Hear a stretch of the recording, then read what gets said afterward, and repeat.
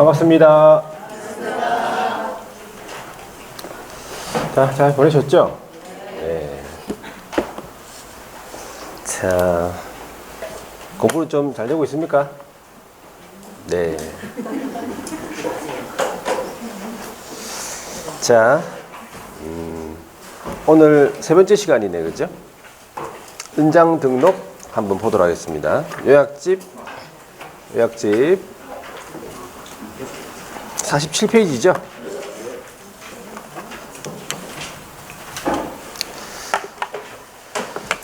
자, 인장 등록은 보통 한 문제가 출제가 됩니다. 인장 등록 한 문제. 자, 그래서 한번 볼게요. 인장 등록 되겠죠? 네. 자, 인장 등록인데 났어요?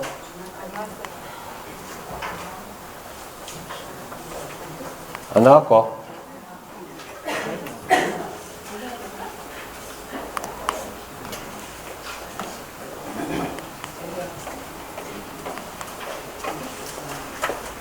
이제 켜졌다. 네.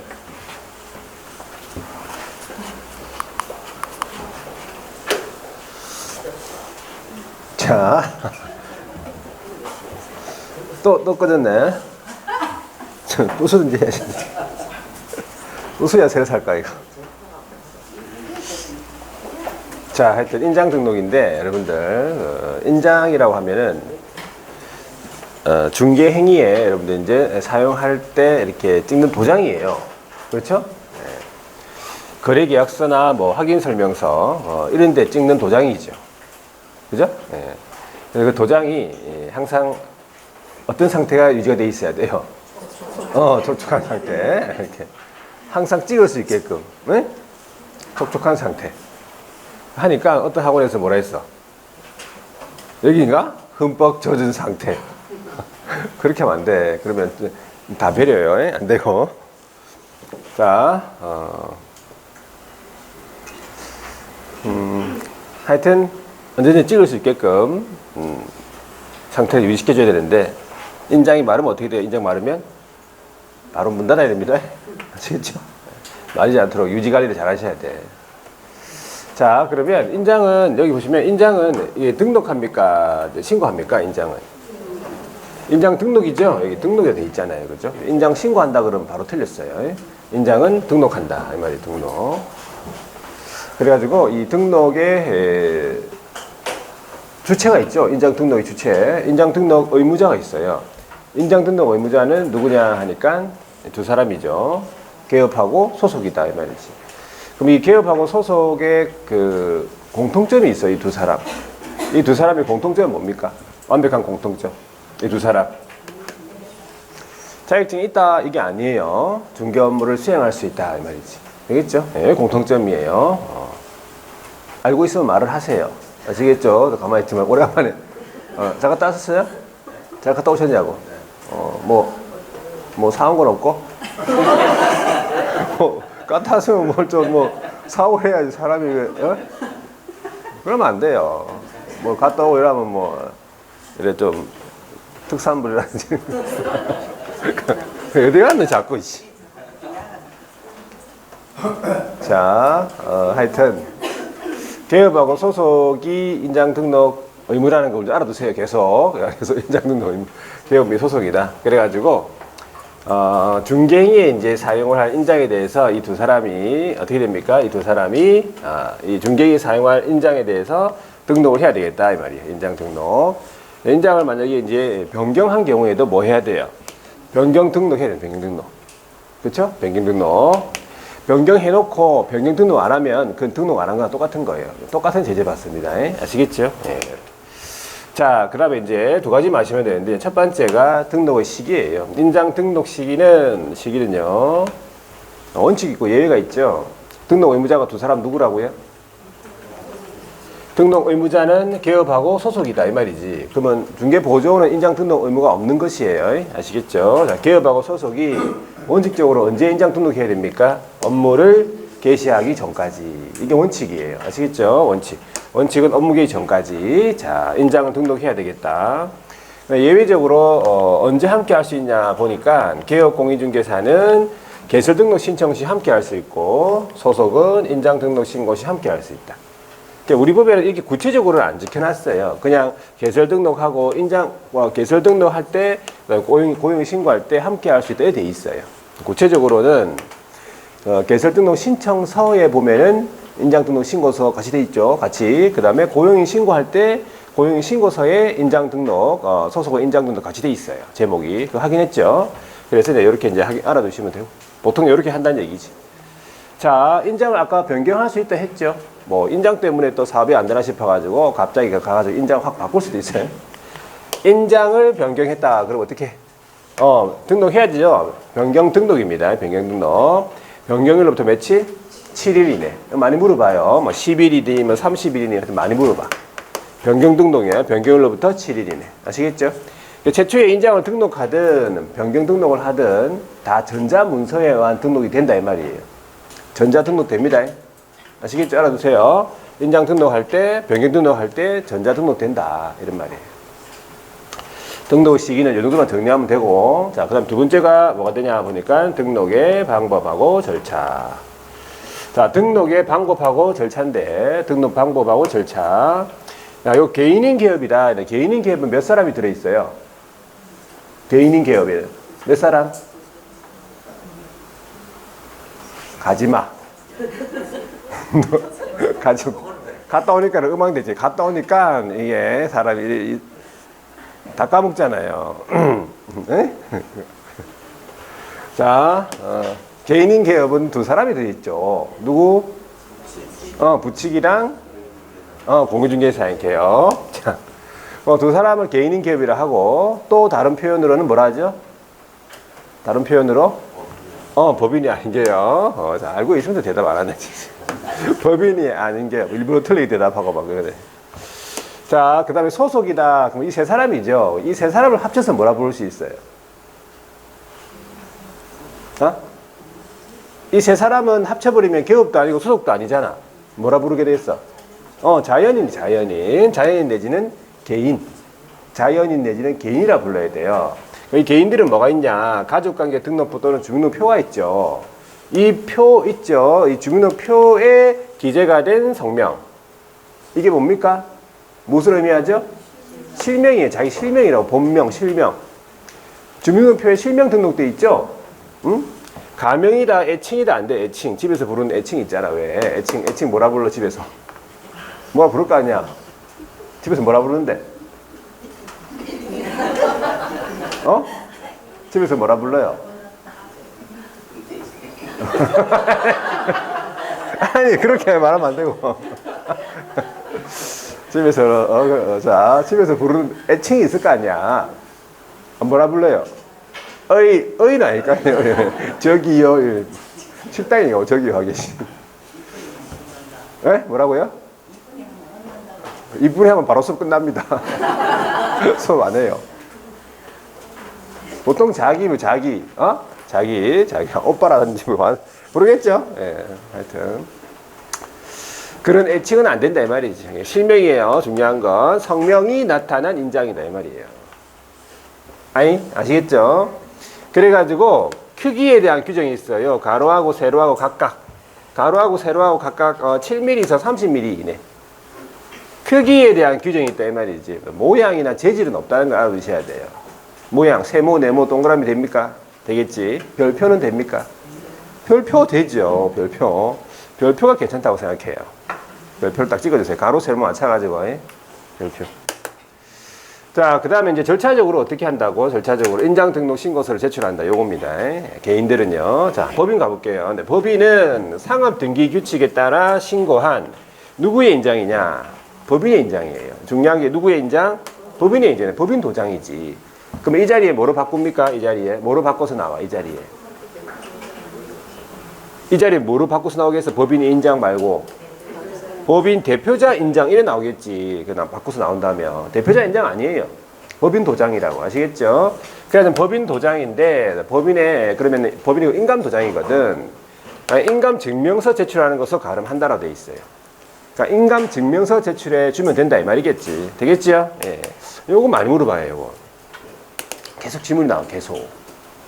자, 그 다음에 분사무소 가볼게요. 분사무소는 두 가지인데 원칙이 뭡니까? 원칙이 상업등기규칙에 따라 신고한 누구의 인장? 법인의 인장. 이 말은 예, 법인의 인장을 그대로 쓰겠다 이 말이야. 그러면 분사무소에서 법인의 인장을 그대로 쓰니까 인감증명서출로 가름하면 되겠죠. 그런데 이제 법인의 인장을 그대로 쓴다면 좀 번거로울 수도 있다. 주된 사무소가 이제 서울에 있다 그러면 서울 가가지고 도장까지 와가지고 찍고 다시 갖다 줘야 돼요. 번거롭죠. 그래서 예외적으로 어떻게 한다고? 상업등기규칙에 따라 법인 대표자가 보증하는 인장을 등록 가능하다 이 말은 그죠? 할 수 있다면 할 수 있다. 법인 대표자가 보증해야 돼요. 여기서 틀리게 나오는 게 여기 나오겠지. 법인이 보증하는 틀렸겠지. 그 다음에 인장 등록 할 수 있다는데 인장 등록 해야 한다 틀렸어. 이런 부분들이 좀 출제가 될 수 있으니까 알아두시고 분사무소 되겠죠. 그러니까 분사무소 같은 경우에는 인장을 등록을 하러 간다 그러면은 분사무소에 대한 인장 등록은 어디 가서 하겠습니까? 당연히 주사무소 등록관청에 하는 거예요. 아시겠죠? 인장 등록의 방법에 하고 절차 보고 제재를 보세요. 제재까지 같이 기억합니다. 제재. 자, 제재는요. 제재는 자, 뒷페이지 보니까 48페이지에는 개업공인중개사가 인장 등록 안 하거나 등록하지 아니한 인장 사용했다. 변경 등록 안 한 거 마찬가지예요. 어떤 제재 받습니까? 업무정지 3월이네.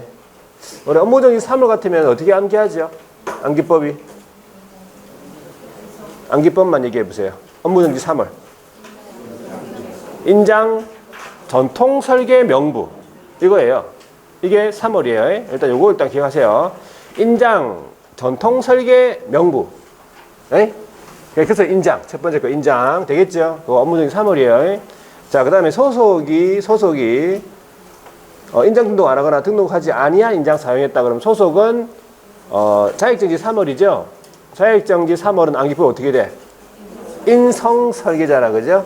인성 설계할 때 그 인 이 말이에요. 인. 아시겠죠? 그래서 나올 때마다 계속 한번 읽고 또 생각하고 그런 식으로 하고 또 잊어버리고 또 읽고 생각하고 그런 식으로 하는 거예요. 아시겠죠? 우리 하다 보면 이 공부가 여러분 딱딱 그 차올라야 돼요. 이렇게 어느 일정 수준 공부가 그게 딱 차오르잖아요. 그러면 이제 좀 기억이 오래 가겠지. 자, 오른쪽에 인장 등록 신고서, 등록 인장 변경 신고서라는 서식이 있죠. 네. 그러니까 문제를 한번 바로 풀어볼게요. 인장 등록에 대해서. 문제 지금 몇 페이지입니까? 48페이지입니까? 자, 48페이지네, 그죠? 48페이지에 인장 등록판 풀어볼게요. 여기. 자, 어떻게 문제가 나오냐 보세요. 문제가 어렵게 안 나옵니다. 자, 48페이지에 31번 문제. 인장 등록에 관한 설명으로서 틀린 것은 1번에 개업공인중개사는 업무 개시 전 됐죠. 중개행위에 사용할 인장을 등록관청에 등록해야 된다. 원칙 물어봤네. 원칙이잖아요. 자, 이번에는 소속공인중개사가 등록한 인장 변경한 경우에 변경일로부터 며칠? 7일 이내에 변경 등록 맞네. 3번 소속공인중개사의 인장의 크기, 소속의 인장 크기는 가로 세로 각각 7mm 이상 30mm 이내입니까? 맞죠? 소속, 자연인, 개인으로서 크기라는 규정이 있단 말이에요. 4번에 법인인 개업공인중개사의 분사무소에서 사용할 인장은 상업등기규칙에 따라 신고한 법인의 인장으로만 등록해야 된다. 으로만 때문에 틀렸네. 원칙은 법인의 인장이 맞지만 예외적으로 법인 대표자가 보증하는 인장을 등록할 수 있다. 있으니까, 그죠? 그런 규정이 있으니까 으로만 하면 틀린 거예요. 5번에 법인인 개업공인중개사의 인장 등록은 상업등기규칙에 따른 인감증명서 제출로 가름한다. 잘 나오는 지문이에요. 이거 법인의 등록 절차죠. 자, 32번 보세요. 인장 등록에 대해서 틀린 것은 1번에 법인인 개업공인중개사의 인장 등록은 상업등기규칙에 따른 인감증명서 제출로 가름한다. 똑같은 지문이잖아. 똑같이 낸단 말이에요. 지문이 또. 자, 이번에 소속공인중개사가 등록하지 아니한 인장을 사용했죠. 그러면 등록관청이 1년 범위에서 업무정지 명할 수 있다. 이거 많이 틀렸죠? 한번 고쳐보세요. 바르게 한번 고쳐보세요. 소속 공인중개사가 등록하지 아니한 인장을 중개인이 사용한 경우 여기까지 해놓고 고쳐보세요.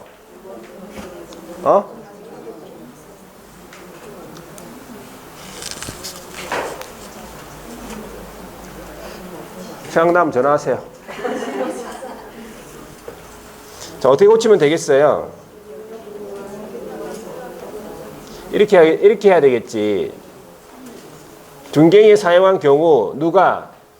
시도지사가 이렇게 나와요. 시도지사가 등록관청이 아니잖아. 시도지사가 1년 범위도 아니고 뭐 6개월 범위에서 어떻게 자격정지 명할 수 있다. 이렇게 나와줘야 맞는 거예요.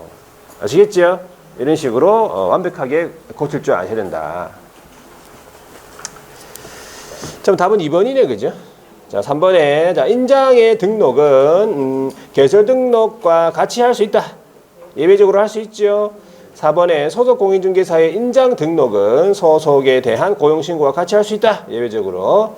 자, 5번에 개업 공인중개사가 등록한 인장을 변경한 경우에 변경일로부터 며칠? 7일 이내에 변경 등록해야 되겠죠? 맞죠? 자, 오른쪽에 33번에 인장 등록에 대해서 옳은 것은 1번. 중개보조원은 중개 업무 보조하기 위해서 인장 등록해야 된다. 중개보조원 인장 등록 의무 없잖아. 틀렸지. 이번에 개업 공인중개사가 등록한 인장을 변경했지요. 변경일로부터 며칠? 7일입니다. 요거 뭐 순간적으로 또 10일 또 헷갈릴 수도 있어요. 조심하셔야 돼, 또 항상. 3번에 중개사무소, 분사무소에서 사용할 인장은 분사무소 소재지 시군구에다가 등록 아니잖아. 아까 주된 사무소 등록관청에 등록하랬죠. 4번에 분사무소에서 사용할 인장은 상업등기규칙에 따라 신고한 법인의 인장이어야 하고 상업등기규칙에 따라 인감증명서실로 가름할 수 없다 아니고, 그러니까 원칙적으로는 법인의 인장인데 그 인감증명서실로 가름하겠죠. 가름한다라고 하는 게 맞아요. 자, 5번에 법인의 소속 공인중개사가 등록하지 아니한 인장을 사용했네. 자, 법인의 소속이 등록하지 아니한 인장 사용했으니까 6개월 범위에서 자격정지가 맞잖아요. 자, 34번에요. 요거 한번 풀어볼게요. 요것도 작년 시험에 나왔다, 그죠? 작년 시험에. 이 문제를 잘 읽어야 돼요. 가로 안에 들어갈 숫자가 큰 것부터 작은 것이라고 돼 있잖아. 너무 급해가지고 막 작은 순으로 이렇게 작은 것 순으로 이거만 읽어버리면 작은 것부터 골라요. 또 조심하셔야 돼. 큰 것부터 작은 것이에요. 자, 그럼 첫 번째 개업공인중개사가 손해배상 해줬잖아요. 공제금으로 손해배상 해줬죠. 그럼 며칠 이내라고 했었어요? 15일 이내에 다시 가입이에요. 15일이겠죠. 두 번째, 개업공인중개사가 등록한 인장 변경했다 그러면 변경일로부터 7일 이거 했고, 세 번째가 나중에 나올 거예요. 사무소를 이전했다 그러면 이전 날로부터 10일 이내에 신고해야 됩니다. 큰 것부터 고르면 기역, 디귿, 니어 이렇게 되겠죠. 이런 문제가 작년에 나왔다고. 얼마나 쉽게 나왔어요. 이게 한 문제짜리다. 한 문제짜리. 그러니까는 뭘 공부를 해야 되겠어요? 중개사법을 공부를 해야 될 거 아니에요. 공법은 물론 공부를 해야 되겠지만 너무 많이 투자하지 마세요. 공법은. 아시겠죠? 많이 투자해도 생각만큼 성적이 잘 안 올라옵니다. 공법은. 그냥 적당하게 할 만큼 하셔야 돼. 거기다가 힘을 너무 많이 빼버리면 안 돼. 우리는요, 조금만 공부, 조금만 신경 쓰잖아요. 그럼 막 90점, 100점 금방 나옵니다. 신경을 조금 안 써서 그렇지. 그렇죠? 자, 디귿. 됐고. 그 다음에, 됐어요. 그 다음 책을 바로 볼게요. 요약지 한번 바로 볼게요. 우리 요약지에 보시면은 50페이지입니까? 자, 50페이지에 제일 위에 보면 등록증 등의 게시라고 있습니까? 자, 게시가 있는데 이 사무소 안에 벽에다가 보통 우리 사업을 할 때 이렇게 거는 거 있어요. 그죠? 사무소 안에. 자, 어디다가 게시하라고 돼 있냐? 우리 법에 아무 때나 게시하면 됩니까? 게시사항을 아무 때나 게시하면 돼요. 내가 막 게시하고 싶어서 게시하면 돼요. 아무 때나 게시하면 안 됩니다. 어디다 게시하래? 그렇죠. 조문 안에 두 번째 줄 보세요. 사무소 안에 보기 쉬운 곳에 게시하래요. 보기 쉬운 곳이 어디죠? 보통 벽이겠지. 벽이겠죠. 나는 천장이 보기 쉽다. 뭐, 누워서 일할 거가. 자, 하여튼, 사무소 안에 보기 쉬운 곳에 게시하래. 그러면 게시사항도 우리 시험에 단독으로 물어본 적이 있단 말이에요. 알아두세요. 밑에 게시사항이 5가지입니다. 원래 4가지였다가 최근에 이제 1가지가 추가됐다 이 말이죠. 첫 번째 보세요. 밑에 게시사항 첫 번째가 사무소 등록증. 등록증 원본삽은 어떤 거? 원본이죠, 당연히. 등록증 원본을 게시하죠. 분사무소 같으면 등록증이라 안 부르죠. 뭐라 불러요? 신고 확인서 원본이라 그러죠. 자, 그리고 두 번째, 개업하고 소속 공인중개사 자격증이 있단 말이에요. 개업이 자격증이 없는 개업은 뭐 게시를 할 필요 없겠지만, 자격증이 있는 개업하고 소속은 자격증이 다 있으니까 자격증 다 원본 게시입니다. 사본 아닙니다. 이게 원본인지 사본인지 잘 구분하셔야 돼요. 소속의 자격증 원본 게시는 누구한테 의무가 있는 거예요? 누가 게시해야 되는 거야? 개업이 게시 의무예요. 소속의 자격증은 소속이 게시 의무가 있는 게 아니에요. 소속 자격증도 개업이 게시 의무예요. 아시겠죠? 자기 사무소잖아요. 자, 그리고 보증 설정 증명서류라고 있잖아, 그죠? 공제증서, 공탁증서 같은 거. 그 다음에 중개보수 실비율 한도액표잖아요. 그 한도 내에서 받아야 되겠지? 그리고 마지막에 이게 최근에 추가됐단 말이에요. 사업자 등록증이에요. 부가가치세법 시행령에 따른 사업자 등록증도 우리 법에서 게시할 의무로 들어갔다 이 말이지. 알아두셔야 돼, 이거. 자, 그래, 게시를 안 했다. 그러면 게시 의무 위반했다. 그럼 어떤 제재를 받죠? 거기 100만 원 이하의 가태로 돼 있습니까? 구체적으로 100만 원 이하 중에서 얼마일까? 30이에요. 그 암기법은요? 이게 손자반. 이게 손자반. 거기 가가지고 공부했어요, 혹시? 공부한 건 아니죠? 자, 이게 손자반. 이게 손자반. 기억합니다. 이게 할 때 게시. 일단 그렇게 하고, 나중에 이제 다다음 주에 또 암기법 할 때 또 하겠죠? 예, 하여튼 반복적으로 계속 하셔야 돼요, 여러분들. 이게 지겨울 때까지. 지겹습니까, 여러분, 지금? 아직 안 지겹죠? 시험 치러 가면 안 돼요. 지겨울 때 시험 치러 가야 돼, 지겨울 때. 안 지겹죠? 아직 새록새록하죠, 막. 절대 시험 치러 가면 안 돼. 막 지겹다, 막 빨리 시험 치고 싶다, 막 이 상태가 돼야 돼요. 너무 지겨워서 지금 못 해먹겠다. 빨리 가서 시험 치고 싶다. 이 상태가 됐을 때 가서 시험 쳐야 돼. 지겹진 않죠, 지금? 자, 오른쪽에 명칭 관련인데 이 명칭도 우리 시험에 단독으로 물어봐요. 단독으로. 같이 물어볼 수 있고 이 명칭은 굉장히 또 제재가 중요하기 때문에 자, 한번 칠판에다가 볼게요. 칠판에. 자, 보세요. 사무소 명칭이라고요. 자, 사무소 명칭인데 이 사무소 명칭 이 명칭은 무엇을 의미하는 거예요? 자기 상호죠. 상호 내지는 간판 이름이잖아요. 그럼 상호, 간판 이름 이 명칭이 사업하는 데 있어가지고 약간 영향을 안 미칠 수는 없죠.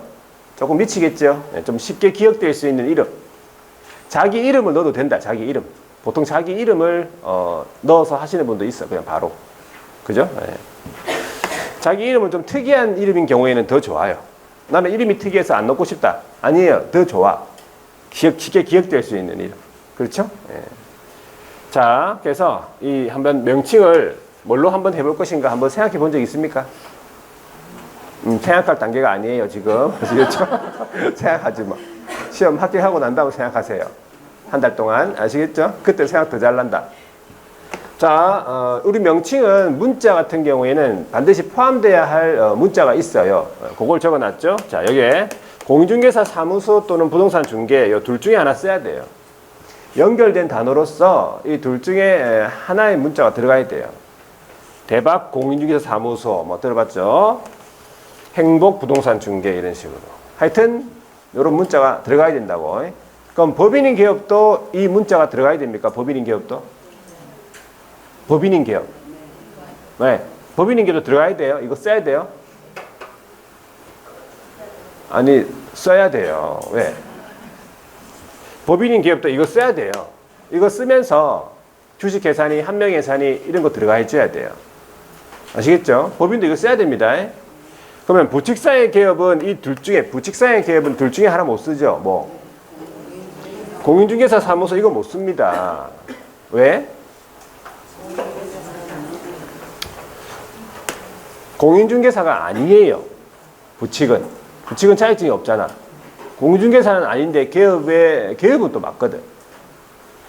그러니까 공인중개사 아니기 때문에 이거 쓰면 안 된다 이 말이에요. 그건 위반한 것이에요. 그래서 방금 제가 얘기했던 이 문자 사용에 대해서 위반했다. 개업이 이런 문자를 안 썼다든지 부칙이 이 문자를 썼다든지 뭐 이렇게 해버리면 이건 위반한 거죠. 그러면 이게 얼마예요? 이게 과태료가 100만 원 이하 중에서 얼마? 50만 원짜리 구체적으로 50만 원. 그 암기법이 이렇잖아요. 부칙, 명, 등반표 할 때 그 첫 번째 부칙, 그 다음 명 할 때 들어가는 거예요. 명칭 관련. 명칭 관련 다 50만 원이에요. 되겠죠? 네. 자, 그런데 이제 요 개업이 아닌 사람 있죠. 개업이 아닌 사람은 이 문자를 쓰면 된다, 안 된다? 개업이 아닌 사람은 이 문자 쓰면 됩니까, 안 됩니까? 안 되지. 개업이 아닌 사람이 이 문자를 썼다면 그는 어떤 제재를 받습니까? 그건 과태료가 아닙니다. 그거는 사칭에 들어가요. 아닌 사람이 했기 때문에, 아닌 사람이 썼기 때문에 사칭이죠. 사칭이라면 뭐, 제재가 어떻게 돼? 1대1이에요. 형벌 1대1이에요. 1대1. 암기법은 이사 임정유 할 때 그 유사명칭, 그 유사명칭에 한 가지 들어가는 거예요, 얘가. 개업이 아닌 자로서, 공인자 사무소 또는 부동산 중개 이하 유사한 명칭을 사용했다. 아시겠죠? 사칙 1대1입니다. 제재를 많이 물어봐. 이거는 제재를 답으로 줍니다. 답으로. 보통. 답으로 줄 수도 있어요. 자, 그래서 추천드리는 이름 혹시 기억하고 있습니까? 이름. 쑥. 만들어 올라다가 안 만들었어요. 내년에 만들게요. 못 보겠네. 내년에 만든 거 못 보겠네. 에? 못 보겠네요. 합격할 거니까. 말을 해줘야 되네. 일단은 뭐 기억하기 쉬운 이름 쑥 여기로 쑥 들어라고 쑥 공인중개사 사무소 되겠죠? 예. 자, 그 다음에 옥외 광고물이라고 있잖아요, 그죠? 옥외 광고물이 뭐예요? 옥외 광고물이 간판이에요. 자기 간판, 가로 간판, 세로 간판, 돌출 간판, 옥상 간판. 자, 옥외 광고물을 설치할 의무를 부담하지 않는다. 이게 옳은 말이에요. 이거 기억하세요. 옥외 광고물을 설치할 의무가 없다는 거지. 근데 옥외 광고물을 설치한 경우에는 이렇게 되어 있어요. 옥외 광고물을 간판에 설치한 경우에는 의무가 발생이 된다. 어떤 거? 등록증에 표기된 개업의 성명 표기. 등록증에 표기된 개업의 성명이 있을 거 아니야. 그 성명을 간판에다가 표기할 의무가 있다는 말이지. 성명 표기 의무가 있다는 말이에요. 자, 개업인데 개업의 성명이겠죠. 자, 법인 같으면 누구 성명이 되겠어요? 법인은 대표자, 분사무소는 책임자 성명이겠지. 그러니까 분사무소 간판에는 대표자의 성명을 기재하면 되는 게 아니라 책임자의 성명을 기재하라고. 책임자. 아시겠죠? 네.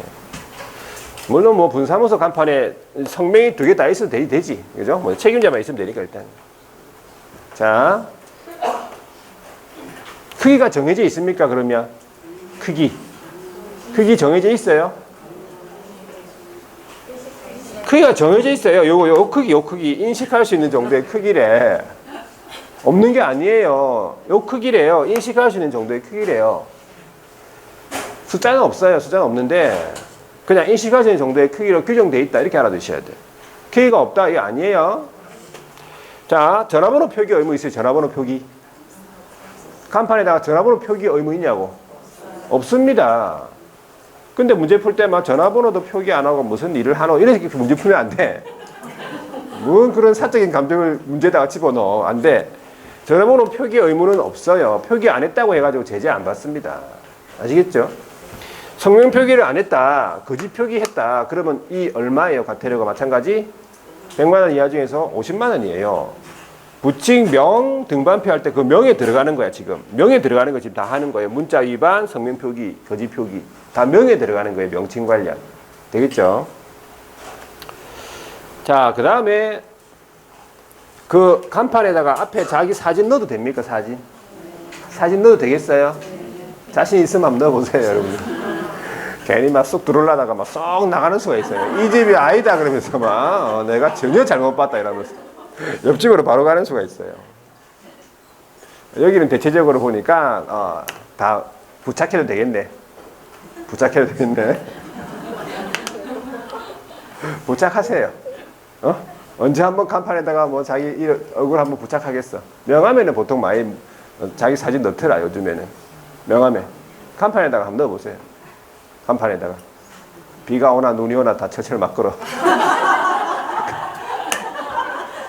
자, 간판에다가 한번 넣어보세요. 할매국밥처럼 막 그랬잖아요. 할매국밥 먼저 할매 막 그래가지고 이때만 먼저 할매국밥 할매 사진. 자, 그 다음에 위반이 나오는데 여기 뭘 위반한 거예요? 이 문자를 뭐 포함 안 시켰다. 이 문자 위반. 그 다음에 이 성명 표기를 안 하거나 거짓 표기했다. 이게 다 들어가 여기에 위반에. 그러니까 이를 위반하면 등록관청이 가만히 있진 않겠지. 등록관청이 간판 철거해라 명령 내려요. 그러면 개업이 철거하든지 뭐 이름 쓰든지 해야 될 거 아니야. 고치든지. 근데 아무것도 안 하고 가만히 있다. 그러면 등록관청에서 어떻게 하죠? 강제 철거를 시키는데 그게 뭐냐 하니까 행정대집행법에 따른 대집행이에요. 이게 시험 나온다. 행정대집행이 뭐로 나와요? 민사집행법 이렇게 나온다니까. 이렇게까지 나와. 이렇게 나와. 그러니까 요것도 다 기억하고 있어야 돼요. 행정대집행법 아니고 민사집행법이 이거 행정대집행법이고 민사집행법이 틀린 거예요. 이렇게 나와. 아시겠죠? 요거. 자, 하여튼 요게 사무소 명칭과 관련되어 있는데요. 이렇게 알아두시면 돼요. 한 문제로 출제가 될 수 있습니다. 이거는. 자, 거기 판례 한번 읽어볼게요. 51페이지에 제일 밑에 내려가 보세요. 51페이지 공인중개사 자격이 없는 자, 이거 앞에서 나왔던 거예요. 공인중개사 자격이 없는 자가 자신의 명함에다가 뭐라고 했냐 하니까 부동산 뉴스 대표라고 했어요. 이것은 유사한 명칭에 해당한다는 거예요. 사칭에 해당하는 거 한다는 거지. 일반인이 봤을 때 이 공인중개사로 오인할 염려가 있다 이 말이에요.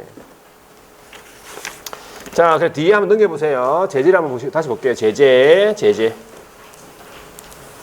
자, 1번에 박스에 제재. 사무소 명칭에 문자 사용 위반했다. 저 문자를 안 썼단 말이죠. 그리고 5개 광고물에 성명 표기를 안 하거나 거짓 표기를 했단 말이지. 그러면 100만 이하 중에서 아까 50만 원 했고 2번 부칙 같은 경우에도 공인중개사 사무소라는 문자를 사용했다면 100만 원 이하 중에서 50만 원 되겠죠. 유사명칭, 요 사칭이라는 개업이 아닌 자인데 저런 문자를 썼다 그러면 그거는 사칭에 들어가요. 유사명칭 1대1입니다. 자, 여기까지고. 그 다음 표시광고도 바로 볼게요. 같이 물어보니까. 자, 표시광고는 한 장 더 넘겨보세요. 거기 박스가 하나 그 박스 있죠. 그 박스만 보시면 돼요.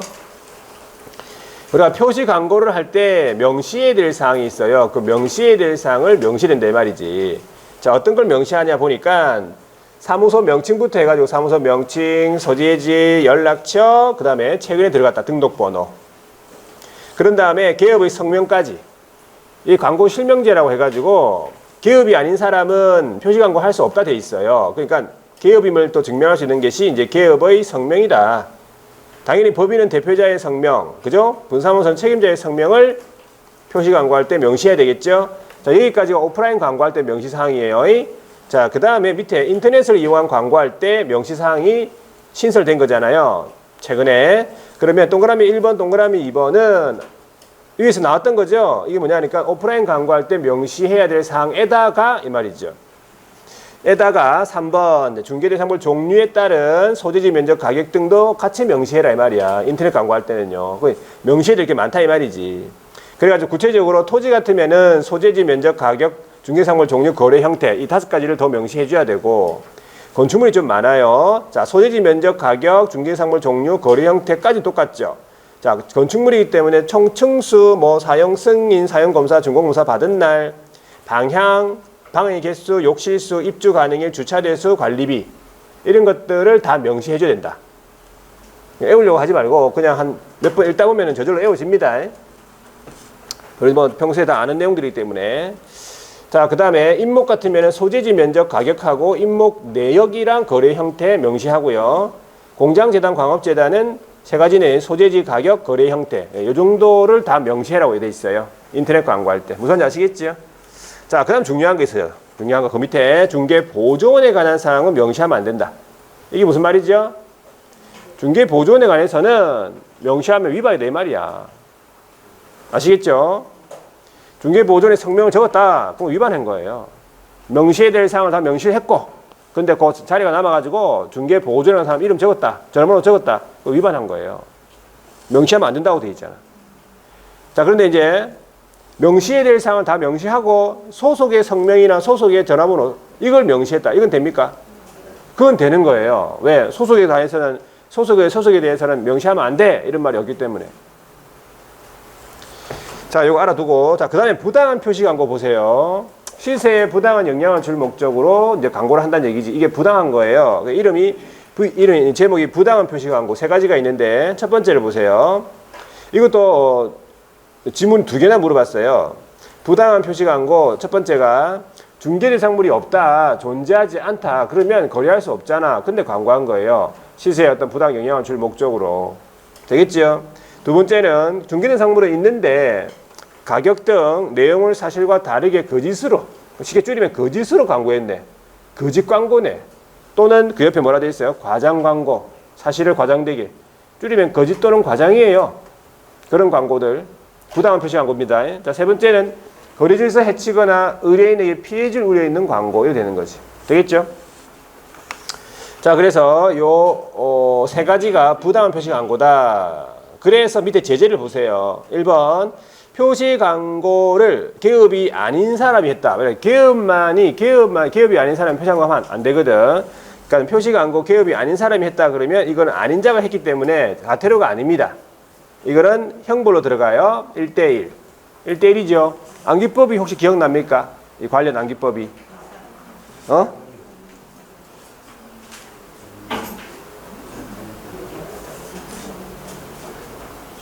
요 관련 요것만 얘기하세요. 이사 임종기라 얘기하지 말고 그 위에 필요 없고. 금표비 속삭이지 말고 얘기하세요. 속삭이지 마. 다 들려요. 얘기하세요. 금표비잖아. 금표비 할 때 그 표. 금표비 알죠? 금표비 할 때 그 표가 표시 광고인데 개업이 아닌 사람이 했다 이 말이야. 되겠죠? 예. 자, 그 다음에 표시 광고 위반 이 말이 뭐냐면 표시 광고 위반이 명시해야 될 사항 명시 안 한 거야. 이 세 가지 들어있어요. 오프라인 광고할 때 명시사항 명시 안 했다. 인터넷 광고할 때 명시사항 명시 안 했다. 중개 보조원에 사항 명시했다. 이거 전부 다 얼마? 이거 100만 원 이하 중에서 50이다. 암기법은요? 부칙, 명, 등반, 표 할 때 그 표가 2번 나오는데, 그죠? 부칙, 명, 등반, 표 할 때 그 표예요. 그 표가 표시 광고할 때 명시 의무 위반이잖아. 50만 원짜리. 자, 부당한 표시 광고는 세 가지가 들어있죠. 요거는 전부 얼마? 500만 원 이하의 과태료. 암기법이 어떻게 돼? 그렇죠. 고성수죠. 성수하면 안 돼. 고성수라고 해야 돼. 고성수 영감 부모 할 때 그 부모 알죠? 부모 할 때 그 부가 부당한 표시 광고예요. 되겠죠? 그래서 이런 암기법을 계속 듣고 보고 말하고 해야 돼요. 자, 그 다음 모니터링도 바로 볼게요. 같이 물어본 적이 있단 말이지. 표시 광고할 때 모니터링 오른쪽에 크게 2가지 마시면 돼요. 첫 번째가 모니터링 업무인데 모니터링을 누가 합니까? 국장이 합니다. 모니터링 누가 해요? 국장이 해요. 국장이. 모니터링을 국장이 하는데 인터넷을 이용한 규정 준수 여부, 인터넷을 이용한 표시 광고할 때 그 규정 준수 여부에 대해서 모니터링을 할 수 있다 이런 말이에요. 그러니까 국장이 직접 하진 않겠지. 그죠? 어떻게 위탁을 줄 거 아니에요. 위에 보세요. 모니터링 업무 위탁을 줄 수 있다. 있죠? 찾았죠? 거기 밑에 걸 봐야 돼요. 거기 지금 그림 만드는 거 있죠? 자, 국장 위에 하살표 보세요. 거기 동그라미 1번 모니터링 업무를 위탁을 줄 수 있고 동그라미 2번 업무 위탁 기관에다가 예산 범위에서 예산 지원할 수 있다. 2가지잖아요. 업무 위탁을 줄 수 있고 예산 지원할 수 있다. 이렇게 기억하시면 돼요. 그리고 그 밑에 국장 밑에 하살표 보시면은 정보통신 서비스 제공자 있죠. 이 사람이 소위 말하면 누구냐면 네이버 같은 곳이에요. 자, 국장이 모니터링에 필요해가지고 이 네이버한테 관련 자료를 좀 제출해 달라라고 요구를 할 수 있다 이 말이야. 그러면 자료 요구를 했단 말이지. 그러면 네이버가 정당한 사유가 없는 한 정당한 사유가 없는 한 응해야 될 거 아니야. 줘야 될 거 아니에요. 응하지 않으면 이것도 500만 원 이하의 과태료입니다. 누가 받겠어? 정보통신 서비스 제공자가 받는 거예요. 하나 더. 위반이 의심이 되는 내용의 확인이나 추가정보 게재 같은 필요한 조치를 할 수 있다 이 말이지. 필요한 조치. 정보통신 서비스 제공자가 정당한 사유가 없는 한 응해야 됩니다. 필요한 조치 해야 됩니다. 하지 않으면 이것도 얼마? 500만 원 이하의 과태료예요. 요거밖에 없어. 그러니까 이 모니터링 관련 제재는 요거 500만 원 이하의 과태료 요거밖에 없어요. 아시겠죠? 자료 제출 안 했다. 필요한 조치 하지 않았다. 누가? 네이버가 아니고 예를 들어 네이버고 정보통신 서비스 제공자 이 대답이 나와야 돼. 시험 문제에 네이버 이래 안 나온다고. 정보통신 서비스 제공자 아시겠죠? 자, 그러면 오른쪽에 위탁기관이라고 이것도 우리 시험 지문에 나왔었어요. 위탁기관이라고요. 시험 문제 물어봤어요. 지문이 하나 들어갔습니다. 네 군데인데 어디에다가 위탁을 줄 수 있냐 이 말이죠. 공공기관 나왔죠. 정보출연 연구기관이죠. 자, 다음에 좀 길어요. 인터넷 표시광고 모니터링 또는 인터넷 광고 시장 감시 관련 업무 수행하는 비영리 법인. 최대한 줄여 놓은 거예요, 이것도. 일단은 인터넷 표시광고 감시를 하는 그 법인이다. 이래 보시면 돼. 그 다음 마지막 이게 시험 지문에 나왔었어요. 전문 인력과 전담 조직을 갖췄다고 국장이 인정하는 그런 기관 또는 단체. 여기 물어봤어요. 그러니까 물어볼 수 있다는 거예요. 자, 그 다음에 이제 모니터링 내용, 방법, 절차 있죠. 요게 뒤에 표로 정리했어요. 자, 모니터링 종류는 몇 가지? 두 가지라 돼 있네. 기본 모니터링과 수시 모니터링. 제목을 딱 보니까 알 수 있겠죠. 업무를 어떻게 실시할 거냐 보니까 기본 모니터링은요. 기본 계획서에 따라서 분기별로 실시한대요. 이것도 물어봤다. 분기별로 실시해야 되죠. 근데 어떻게 틀리게 나왔냐 보니까 6개월마다 실시한다. 이래 나왔어요. 틀렸죠? 분기별이라고 하면은 3개월마다 뭐 이거는 맞을 수 있겠지만 그죠? 6개월마다는 틀린 거예요. 그리고 수시 모니터링은 위반이 의심이 된다. 그러면 국장이 판단해 가지고 수시로 업무를 한다 이 말이겠죠. 자, 계획서를 작성해 가지고 국장한테 제출해야 된다. 위탁 기관이요. 계획서를 작성합니다. 자, 기본 모니터링은 다음 연도 모니터링 기본 계획서. 네, 기본 계획서라 불러요. 다음 연도 모니터링 기본 계획서를 매년 12월 31일까지 제출하래요. 다음 연도 거를 올해 12월 31일까지 제출하라 이 말이에요. 그럼 수시 모니터링은 수시로 업무를 할 거니까 할 때마다 계획서를 제출한다. 그래 보시면 돼요. 그 다음에 결과 보고서가 나올 거 아니야. 모니터링 하고 나면 그 결과 보고서도 국장한테 제출하래요. 기본 모니터링은 분기별로 하니까 매 분기 마지막 날이 있을 거 아니야. 매 분기 마지막 날로부터 30일이에요. 되겠죠? 그 다음에 수시 모니터링은 수시로 업무를 할 거 아니야. 그러니까 업무 완료일로부터 15일 이내예요. 날짜가 틀립니까 서로? 서로 틀립니다. 기억하셔야 돼요. 자, 그 다음에 절차적으로 봤을 때 국토교통부 장관이 결과보고서를 통보받았죠. 그럼 통보받았는데 필요한 조사나 조치를 요구할 게 있다. 그러면 필요한 조사 조치 요구를 시도지사하고 등록관청에다가 할 수 있다 이 말이고, 그러면 조사 조치 요구를 받은 시도지사 등록관청은 신속하게 조사 조치 완료해야 되겠죠. 그러면서 그 완료일부터 다시 며칠? 10일 이내에 그 결과를 국장한테 통보하래요. 요거 10일 이내 또 그러니까 날짜가 세 군데가 나오는데 세 군데가 다 틀려요. 다 틀리다는 걸 좀 기억하시고, 제재는 아까 다 했죠. 전부 관련 자료 제출 안 했다. 필요한 조치 하지 않았다. 정보통신 서비스 제공자 전부 500만 원 이하의 과태료. 고성수 연간 부모할 때 모니터링. 되겠지? 여기까지. 자, 문제 한번 풀어볼게요. 그럼 어떻게 문제 나왔는지. 앞으로 갑니다. 앞에 안 풀었죠? 우리 게시부터 안 풀었죠?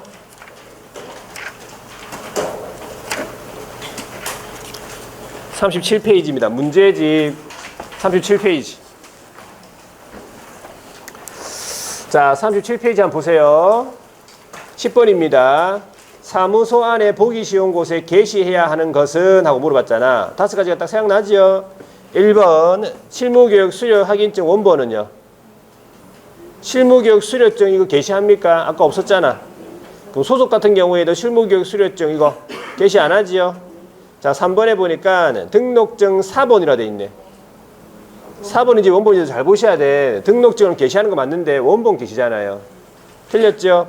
4번에 소속 공인중개사가 있는 경우 소속의 자격증 원본이잖아요. 5번에 분사무소 설치신고 확인서 원본, 분사무소 같으면. 어렵지 않잖아, 그죠? 자, 뒤에 넘어가 볼게요. 11번입니다. 법령에 관한 설명으로 틀린 것은 1번에 소속 공인중개사를 고용을 한 경우에는 그의 자격증, 소속 공인중개사 자격증 원본도 사무소 안에 보기신고서에 게시해야 되죠. 2번에요. 법인인 개업공인중개사의 분사무소의 경우에는 설치신고 확인서 원본 보기 쉬운 곳에 게시해야 되고 3번에 개업공인중개사 아닌 자는 표시광고해서 안 된다. 기억합니다. 개업이 아닌 자는 표시광고하면 안 돼.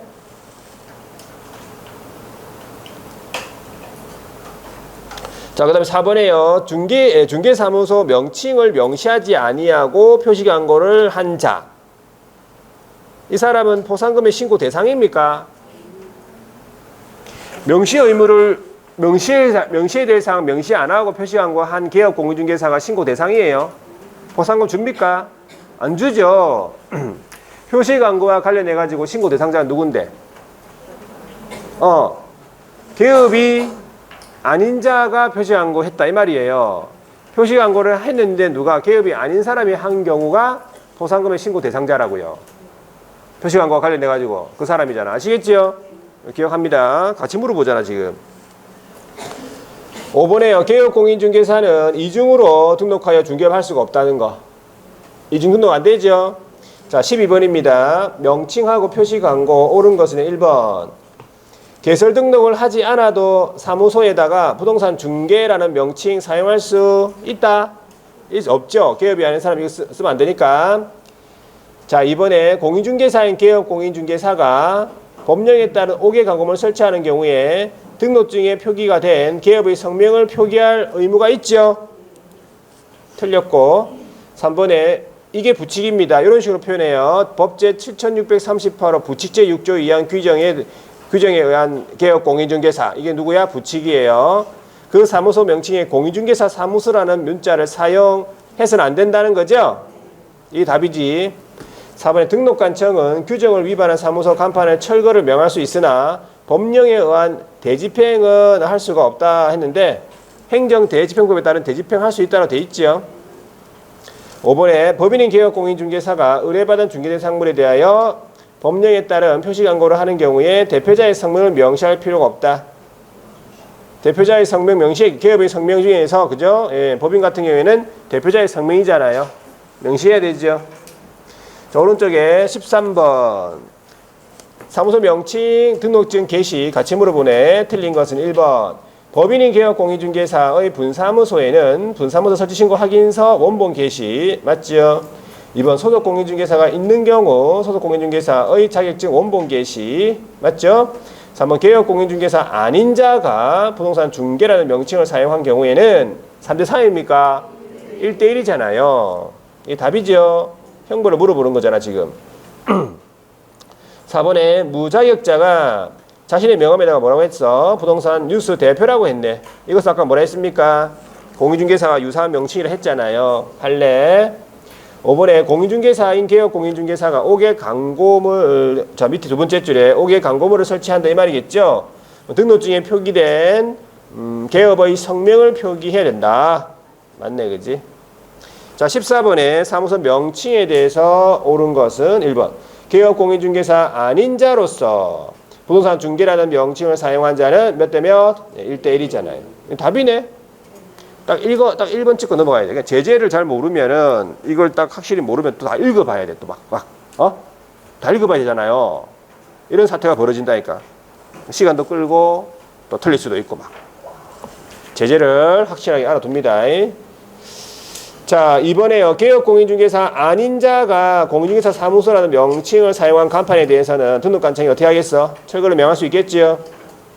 3번에 법인 분사무소에 5개 광고물을 설치하는 경우에는 법인 대표자 성명 아니고 책임자의 성명을 표시해야 되겠죠.